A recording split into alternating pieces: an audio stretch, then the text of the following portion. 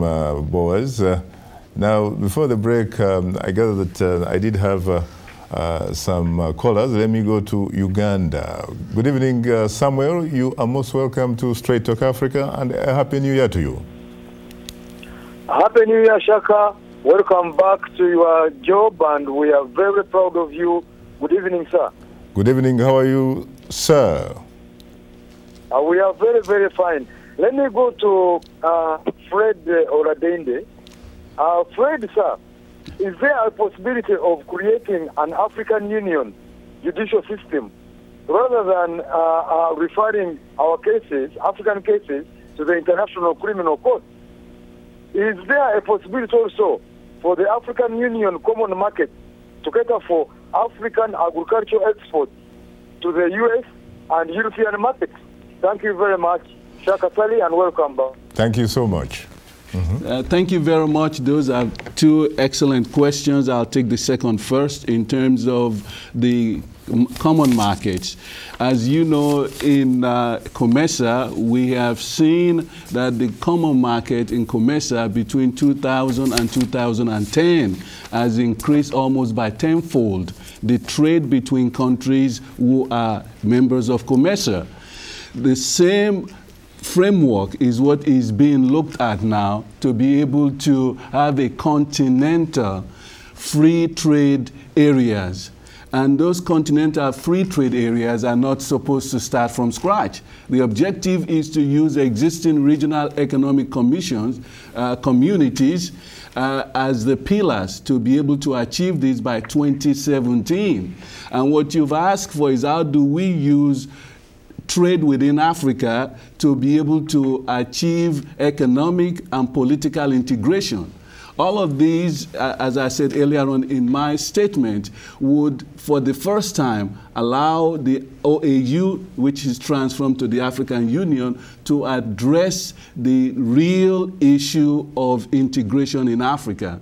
We have to use trade to be able to achieve the democracy, to be able to sustain the democracy that we have now, and to be able to get higher quality participants into the political process. And yes, I agree with you. And that is the theme of this last summit in Addis Ababa.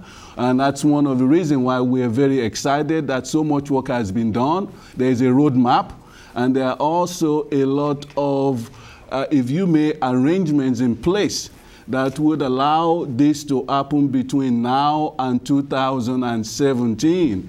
And those arrangements are very detailed, and most of those, in fact, at the opening sessions, each of the Regional Economic Commission presidents were given time to address the summit, to be able to show the importance of this new transformation. This is a process that will not only sustain the democracy that we have now, but would even strengthen the institutions of our democracy.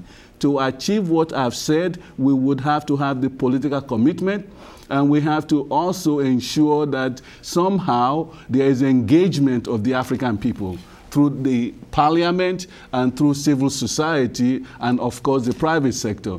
So in the final analysis, you are very right. Now, in terms of the African Union having a judicial institution within it, I'm going to defer that to Kezire in Addis Ababa, because I do believe that there is definitely one of the African Union institutions that is supposed to handle judicial and extrajudicial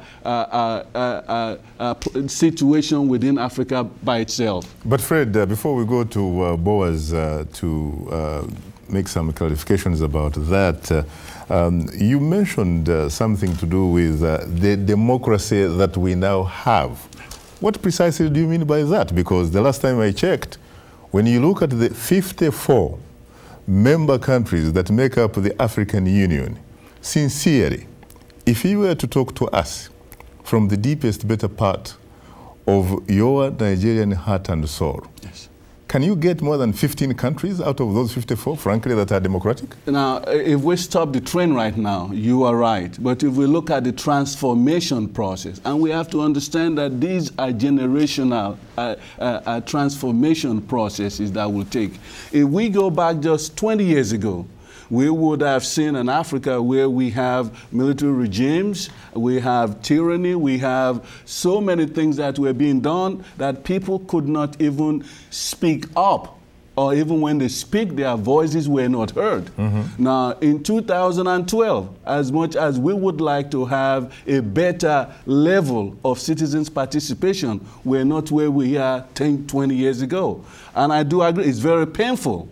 But this process or processes would have to take time. And that is why we need to see how we strengthen some of the institutions we have now, including our parliaments, be able to attract the right quality of people into our parliament, be able to engage them into the executive branch, and be able to address some of the perennial problems that have hindered that cohesiveness between the people and their government. What is the difference between having military regimes and having, frankly, regimes that you would call facades, really, of civilian administrations?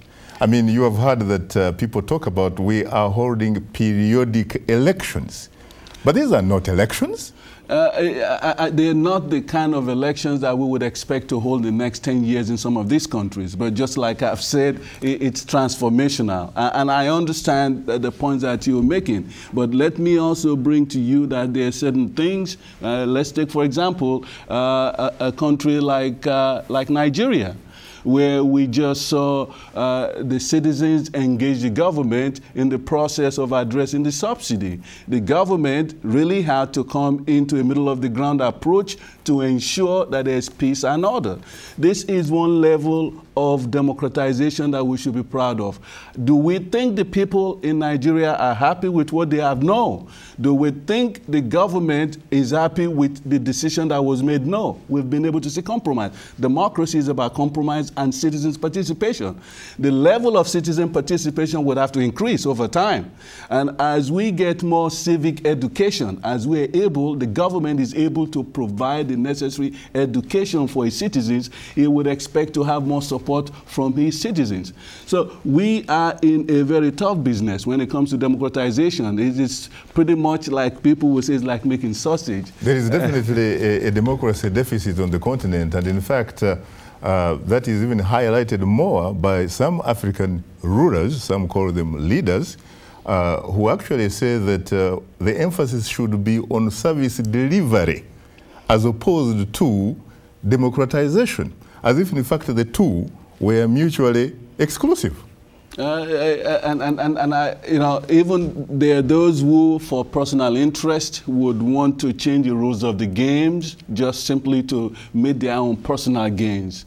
But what democracy is about, it's a system that is well-defined and also has all the various elements that must be present in it. Now, we do know that some of the emerging democracies that we talk about now do not have the strong institutions to be able to ensure citizens' mandate and citizens' rights. But as we build those institutions, we would expect, and we know, that we'll have those gains. So what we need is strong civil society in those countries, a very strong and viable private sector that would have the capacity to be able to provide the leadership that will, at every point in time, ensure that citizens' interest is adequately when there is tyranny in the way of freedom. What about some who say that democracy is an alien thing, that it is not African, it has no roots in Africa? Isn't it true, frankly, that some of the basic, some of the fundamental tenets of democracy, no matter where it is, are universal? When you talk about, for example, accountability, fairness, rule of law. And I agree with you. I think we're talking from the same page. It is a universal concept that transcends race, transcends ethnic groupings, it transcends almost everything. It's about creating an environment that allows people to leverage their diversity so that they can live in harmony and be able to live the kind of lives that they want and be able to ensure that their children live a better life than they do.